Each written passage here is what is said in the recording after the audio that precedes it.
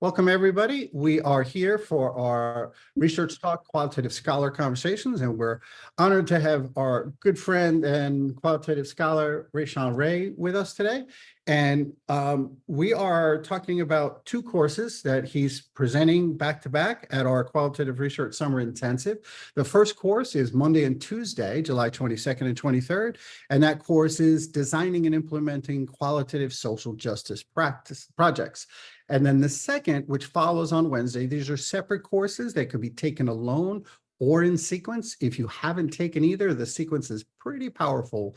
So we're going to kind of talk about these in combination today. The second course is Bringing Qualitative Social Justice Research to the Public, and that's Wednesday, July 24th.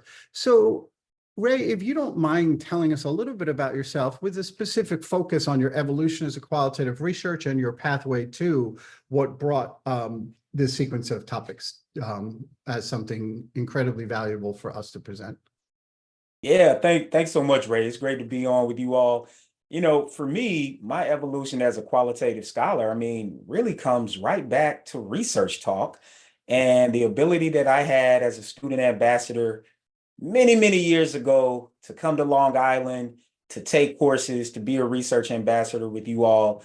And then fast forward, having the ability, obviously, to teach courses. And in between that, getting some advanced research methods training, where I got my PhD at Indiana University, as well as at University of Michigan, taking methods courses, and even during my postdoc at Berkeley. And now deploying a lot of different methodologies, but particularly qualitative research from different standpoints: ethnography, in-depth interviewing, focus groups, one-on-one interviews, and not just thinking about conducting that particular work, but then how we code and analyze their work.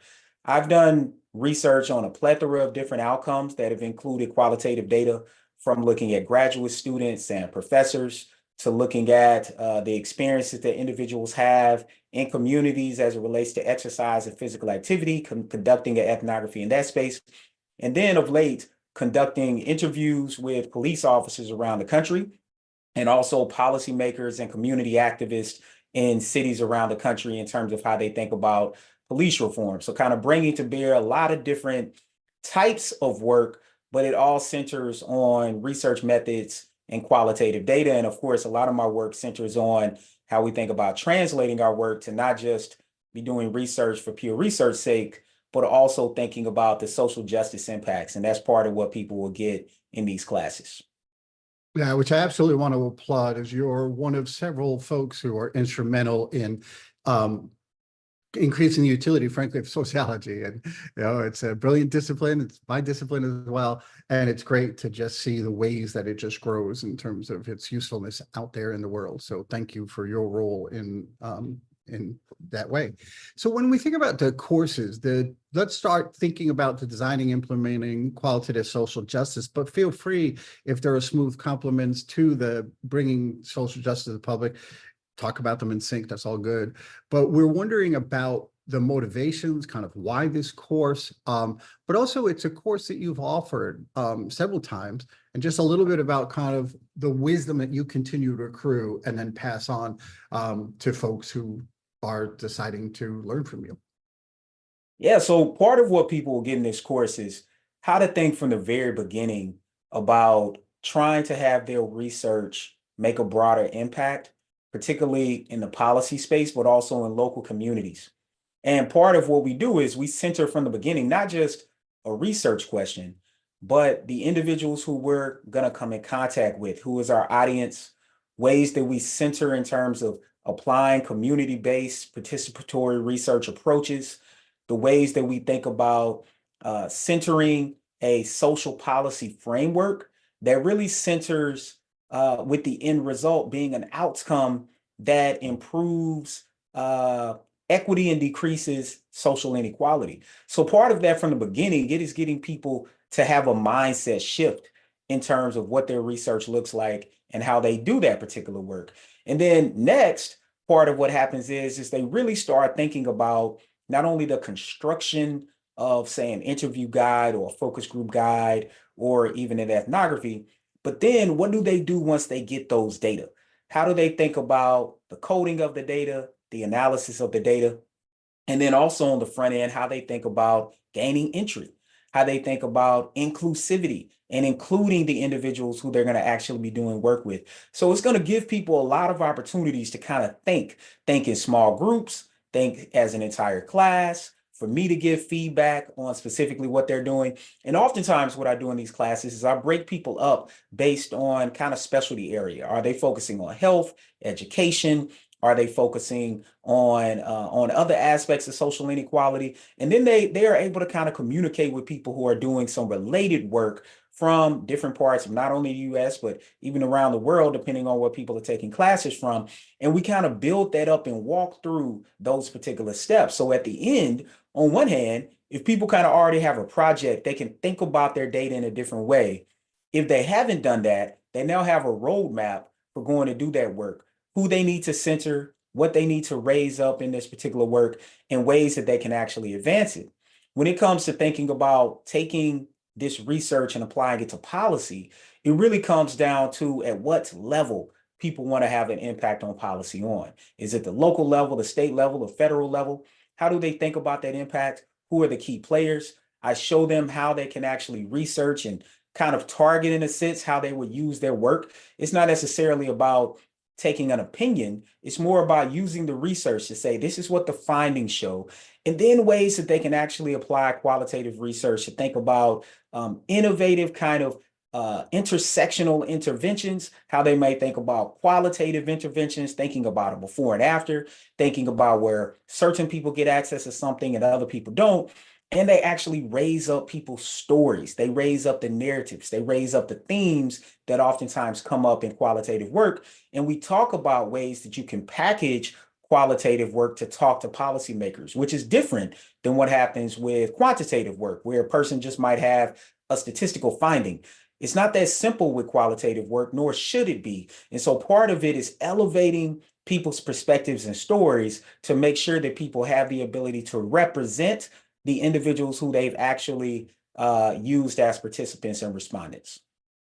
Yeah, it's wonderful. I want to underscore one thing you pointed out is by getting people into groups with folks doing similar research, just for people listening to this, Jeff and Rashawn coordinate before the course, and they'll send out just kind of getting some feel for folks who are in the course. So there will be a little bit of contact before, not in depth, but just giving him a flavor for that. I want to check first with Paul or Jeff to see if you have any follow. There's one or two things I want to follow up. I think I'll just choose one because we could be here forever because it's such a rich topic. But Paul, Jeff? So I guess I'll start. So Rashawn, you've mentioned a lot about working with public actors, and I know that a lot of researchers are used to sort of an academic voice or a formal voice, but I think what you're sort of suggesting is that researchers can also develop a more public voice. Can you talk a little bit about how your course kind of provides people with some way of kind of moving in that direction? And actually, Yeah, great question. Yeah, Rashawn, real quick on that. It's a nice opportunity, I think, for you. You may already be going here to talk about both courses, because as I'm listening to you, one of the questions I had was piggybacking where you're at, Paul, about this idea of kind of how that sets up in what you do at the beginning. You can be better at the stuff you present in course 2 if you think about it in course 1. So let me give it back to you, Rashawn. Yeah, I mean, you're exactly right, right? I mean, from the beginning of both courses, we start thinking about the audience, right? And if we kind of fast forward to the end of course 2, one of the ways that we think about it is that there's a different way in which you have to present your work to policymakers than, say, you do to an academic audience. We talk about ways to be jargon-free, the importance of that.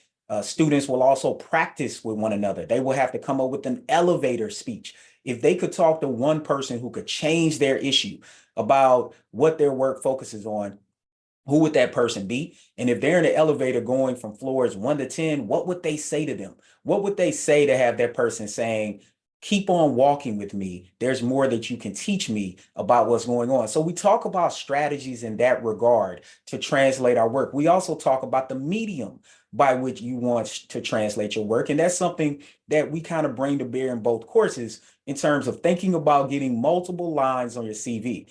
Journal articles are great. Of course, if you're an academic, particularly someone on the tenure track, that's what you want to do.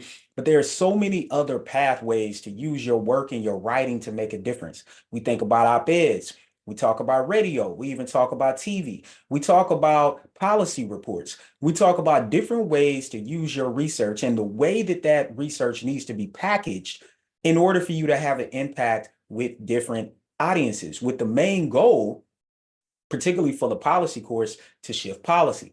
There may be people, and oftentimes there are a lot of people in the classes who think about, look, I really want to empower communities. I want to give them back information. So we talk about what that looks like, how you have to center communities even beyond the questions you ask them, but really you ask them at the outset what they actually need, and ways that you can actually collect data from communities in a way that is inclusive and also takes into account the differences that exist in those particular communities. So that is a large part of the course, is having people think about this. And of course, given the work that I've done, I'm able to share and talk about what does it look like to testify before Congress compared to what does it look like to be on a community task force that's focused on an issue, and everything in between, from writing op-eds or doing a short interview on NPR where you might have 3 minutes to convey your information. How do you be succinct about that, which is very different, say, from giving a virtual lecture or an in-person lecture, which is what we're more attuned to as academics.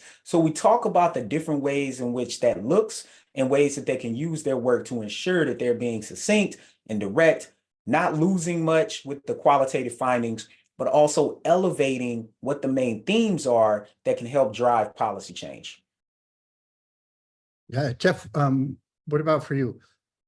Just, I know that this could be a broad question, but we'll try to make it short. But just wondering, during the analysis phase of of your work, how do you introduce sort of a social justice lens at that phase? It's easier to see how it's done during design and data collection, but analysis is a little bit of a different animal. So I just wanted to kind of get your take on that. Yeah, most definitely. I mean, well, look, first, I think it's elevating kind of coding and analysis models that work, like the sort and sift method, right? I mean, there are ways in which people can go about using their data. Part of what your question gets at, Jeff, is what do people do if they weren't already potentially thinking about a social justice lens on the front end, and now they have data and they're wondering about that? Well, part of it comes down to particular ways in which you analyze your data and the way that people might slice up their respondents. What do I mean by that? If you have a diverse sample, or you have some kind of comparison between the two, then you can look at that. You have a group A and you have a group B. You've asked both of them the same questions. And of course, this is very simplistic because there are multiple ways in which you might demographically split up your sample.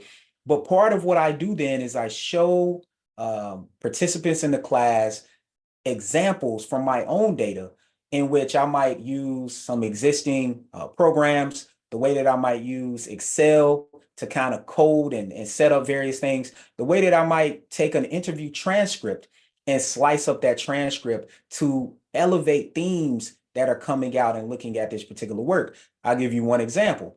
One of my current PhD students who is taking courses at ResearchTalk that she's found extremely helpful, Candace Shannon, her dissertation is looking at Black women who are surgeons and the experiences that they have in navigating what she has found to be a very, very toxic environment. Well, in many ways, the respondents are pretty similar, but the types of settings that they're in vary. So a way that she might do this is a normal analysis of what does it look like in terms of what are the different ways that a toxic environment suffers, and then what are the impacts that it has on these women's mental and emotional health. Okay, well, these are different aspects of a toxic environment that then on the back end, she can look at hospital policies. She can obviously look at state and federal policies and say, what would be the avenues and the changes that need to be made, even beyond the way we think about what's happening in the DEI space, but in terms of hospital policy or policies for a particular private practice that her research might lift up. So that all of a sudden becomes an additional part of her analysis if she wants to do social justice oriented work that extends beyond just the normal way that we might get a very deficit-based approach. Part of what I really employ on the analysis side is that you have to think more asset-based. what is the outcome that you want? And then what information can you actually get about that particular outcome? That's great. Yeah, absolutely, Ray. And I want to, as we close here, just circle back to something you said earlier. First, again, thank you for taking time. We understand kind of the complexity and how busy your schedule is, so we always appreciate time with you. You said in the beginning that you really have to pay paramount attention, not your exact words, to the end result, and mentioned that really what we want to do is increase equity and decrease inequality. And I just wanted to just hear you kind of close us out on how what it just seems so critical in everything you said, that that goal, those two things working in concert, seems to necessarily flavor every decision you make, from the conception of, hey, I like the idea of pursuing this, to how am I going to do it? What am I going to do when people are with me? How am I going to collect the data? How am I going to process the data? How am I going to, look at a depth analysis? How will that flavor where I bring it, who I bring it, and how I present it? But that really, that end result is more than an end result, isn't it? Isn't it kind of the bottom line that flavors your, what you do and how you've really defined out and carved out expertise, and not just doing it yourself, but really bringing so many people to a point where they can accomplish those goals? Yeah, most definitely. I think that becomes the end all that becomes great, right? So if we kind of think about end game, not necessarily to invoke, Avengers, but of course, one of the ways we've thought about some of this is we think about end game in that way. What is the end result? And you definitely want to keep that in mind. It doesn't mean that there's any manipulation going on, right? Because what it could be is a solution that people think might actually work isn't the most viable option. And your respondents are telling you that. It's like, sometimes what's great about thinking about policy-oriented work and elevating qualitative data is that you rule out things that people think actually work. And people in local communities are telling you, yeah, that doesn't work here, and this is why it doesn't work. That is a helpful policy finding. So part of what you have to do is kind of center this work and kind of think, okay, is there a way for me to set up even a qualitative experiment where, say, a community A has received something that community B is not, and you're interviewing both? Or say, even if you're looking at universities and say you're interviewing people about campus protest, or you're interviewing people about some of these other outcomes, what has led to some of these differences? Is it administration? Oftentimes it might be people's previous experiences that they've had in this same particular setting. So part of it isn't ever going into, and I say this repeatedly in both courses, that you never go into it saying, oh, this is my opinion, this is what I think, or this is what I think is going to work. You allow your findings, your qualitative findings, to tell you whether or not that's the case. So when you get the opportunity to have a policy impact, you're saying, I am here as a representative, as a research representative in sorts, of the 50 people that I interviewed, for example, who are saying that A works, but B doesn't work. And more importantly, what qualitative data tells us is the why. I think that is one of the biggest things that qualitative data is able to tell us. It's not as simple as, does A work or B work? It's more about the social context and the data that we get that's telling us whether or not something works and why it does or does not work. And that allows us to also bring case studies to bear, where even if you interview 50 people, you can say, let me tell you about a woman and her family and why this school policy simply does not work for them. But what she said is that this would work for her and her family. And of course, we know there are X number of families, say just in the United States, that have a similar biography or a similar household type to this person. And we want to make sure that we include them in the process. Yeah, it's beautiful. And just in closing, it's interesting because so many people talk about how or why, and what you just described is necessarily this wonderful, intricate, empowered relationship between the two. And it's all flavored by the way you concentrate on just adding such texture and depth and authenticity to collecting the stories as they occur in people's lives in concert with them, and then portraying them and using that concrete information to inform what you bring to people who hopefully can affect change. It's beautiful. Thank you so much, Rashawn. We want to wrap up for today, and there's a lot more coming in July, folks. So please take a look, and hopefully you'll join us all on these 3 days. Hopefully, if you can only make the first two, great. If you can only make the third day, great. If you can do all three, even if you're not don't have a social justice lens, Jeff and I tell people all the time, you're doing any qualitative work, spending 3 days with Dr. Ray will definitely help you move forward in the way you work as a scholar. So, Absolutely. thank you, my friend. Thank you. Thanks a lot. Yeah. Take care. All right.